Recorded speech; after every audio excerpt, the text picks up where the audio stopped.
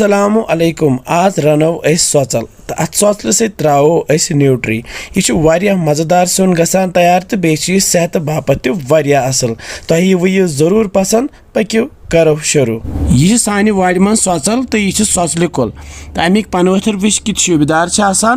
तो अस कड़ोन यह सोचल तो करहोन अस साफ असल पट तो थवोन अस यह टोकरी मज वुचस तो बेच मे निमुत यह आख पाव न्यूट्री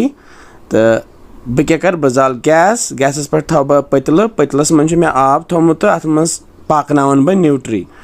तो न्यूट्री पाकनवित फ्यानहोन अस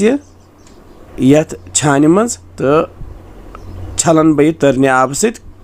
तो चढ़न बह यपर जाल बह गैसस पे थव बह तव तो ताई मज त्राव बह तिलस जिक्रेंड बड़ी ही तेल गरम गसित त्राव बह यथ मज चिड़ित न्यूट्री तो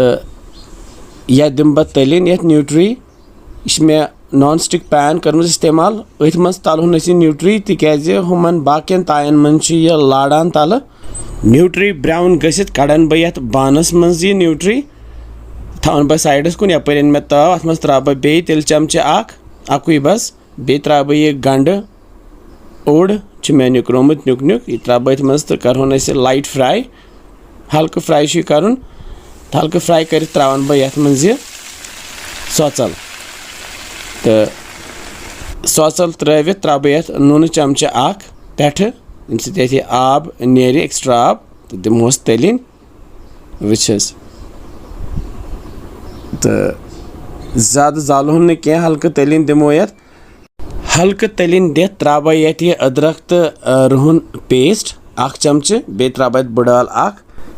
बे त्राव बह यह दालचीन लकट बे त्राव बह सब्ज ٲl 2 तो करहोन हल्क फ्राई बे तल मे गैस थोमुत लोद तो वन त्राव बह यथ न्यूट्री तैयार थे कर अथी त्राव बह यथ लेदर चमचे ओड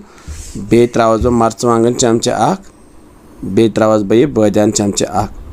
तो करहोन बे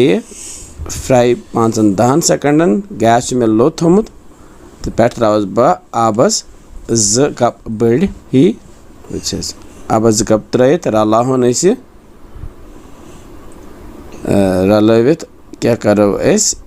गैस मे तल फुल थोमुत वन तो अनो ग्रेक पे थवो डखन तो करहोन तैयार यूत काल यह आब यथ सोरे श्रप करहोन वन चेक यह क्या काल गसित तो आब श्रप्योमुत यथ न्यूट्री तो सोचल वुचस तो यह तैयार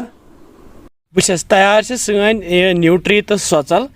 तो वन क्या कर बह वन ओन मे यह टूर प्याल तो अथ मज त्राहोन सोचल तो यह न्यूट्री वुच किस न्यूट्री तो सोचल सुन बनो वारिया सहल तो आसान बनावन तो तुम ते बनइव बे सोन चैनल ते सब्सक्राइब करान बे फॉलो बटन ते दबावान बे वनान किस शो बासान यम सानी रेसिपीज